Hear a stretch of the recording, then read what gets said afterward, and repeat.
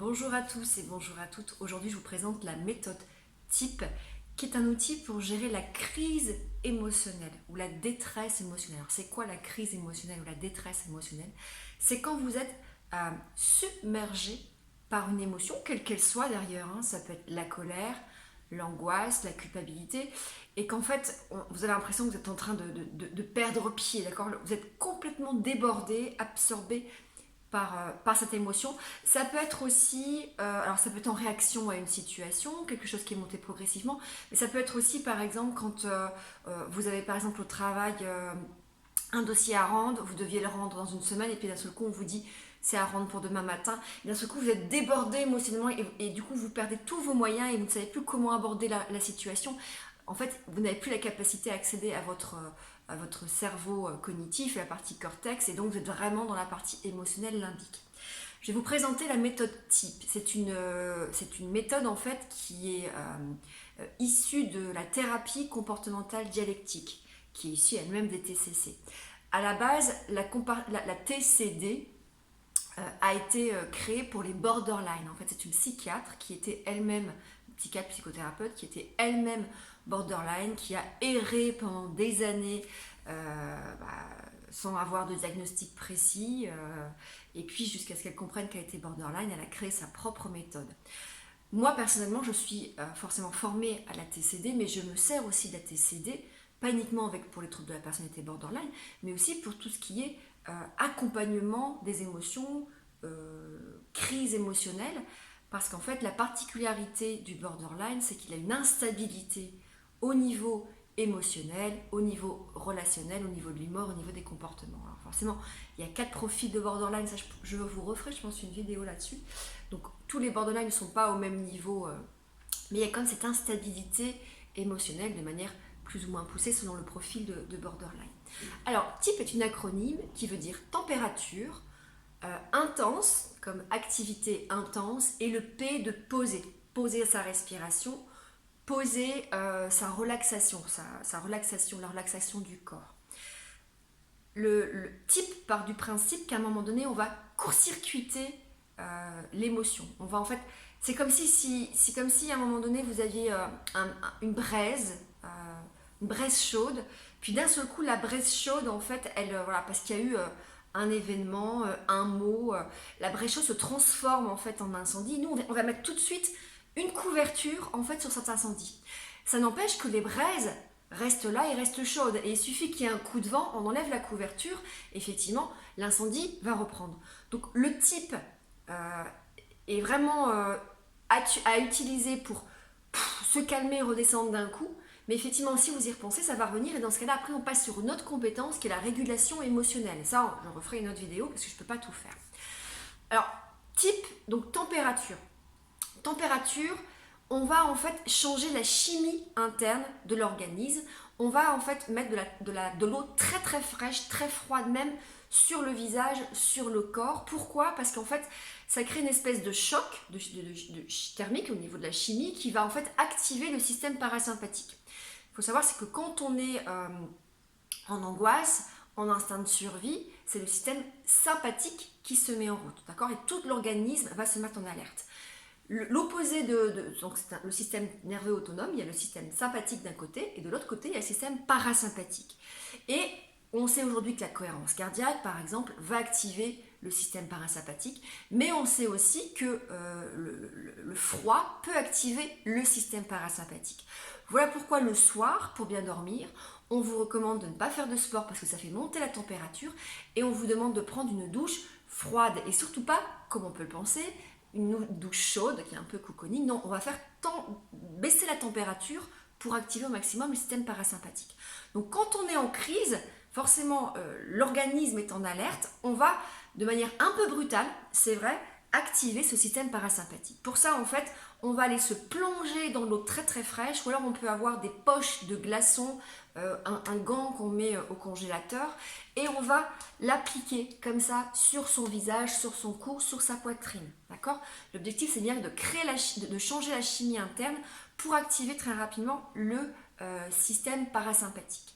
Donc ça c'est le premier outil qui fait partie lui-même de l'outil type T comme température. Je baisse ma température en projetant de l'eau très très fraîche, très très froide ou en appliquant des poches de glaçons. Ça, je vous conseille de l'essayer.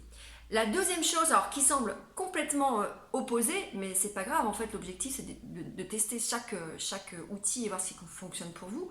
Le I de intense, comme activité intense. Là, on va au contraire d'un seul coup se lancer dans une activité très très intense d'au moins 20 minutes, une demi-heure, une activité qui va être à 70%, 80% de votre 70% de votre ce qu'on appelle la VO2 max, hein, de votre maximum voilà, de capacité de respiration. Donc ça peut être de la course à pied, du vélo, ça peut être d'un seul coup sauter, faire des pompes, frapper. L'objectif c'est vraiment là encore de dire c'est en train de monter, c'est en train de monter, je me sens débordée par l'émotion et en fait je vais d'un seul coup me lancer dans une activité très très intense. L'objectif étant de rediriger mon attention sur autre chose, notamment ne plus être dans mes pensées, dans mes ruminations, mais à travers le corps, l'utilisation du corps, à travers une activité très intense et qui donc va demander beaucoup d'énergie, de faire une diversion. D'accord ? Ça, c'est le deuxième type.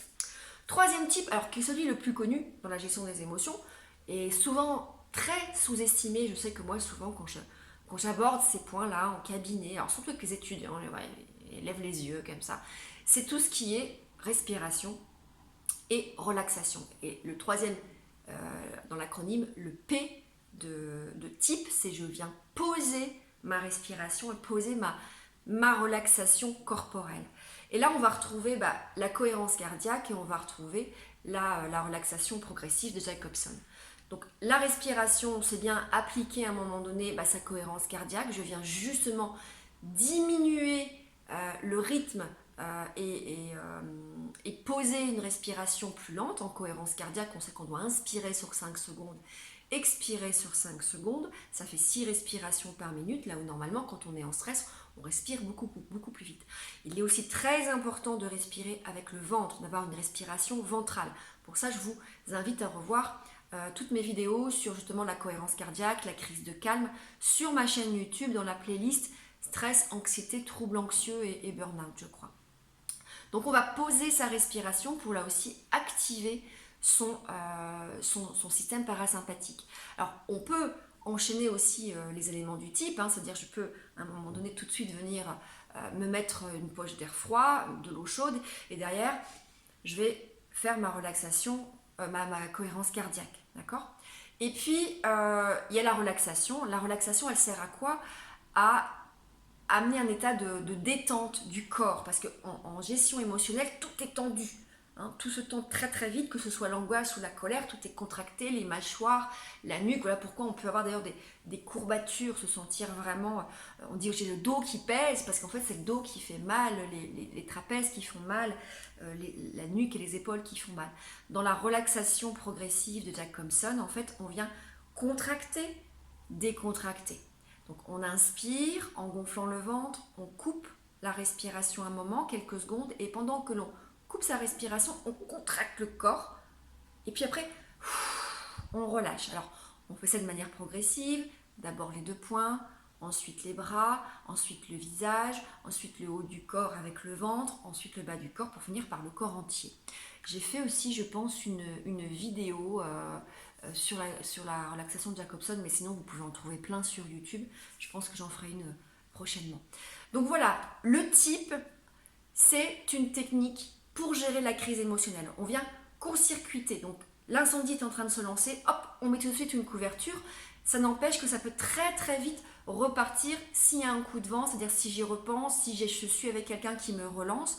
Donc cet outil-là, en tout cas en TCD, c'est bien expliqué, et en thérapie on l'explique bien, n'est pas là pour réguler l'émotion sur le long terme. Elle est là pour court-circuiter. On est dans un plan d'urgence, c'est de dire stop, d'accord ? Là, je ne me donne pas la possibilité à l'émotion de prendre le dessus et de m'engager dans autre chose. Et le autre chose, ça va être le comportement délétère, d'alcool, de colère, d'agressivité. Je vais me frapper, je vais me scarifier. Non, d'accord ? Je court-circuite ça. Bien évidemment, ça fonctionne à très court terme, et derrière, il y a d'autres compétences à mettre en place qui sont la régulation émotionnelle.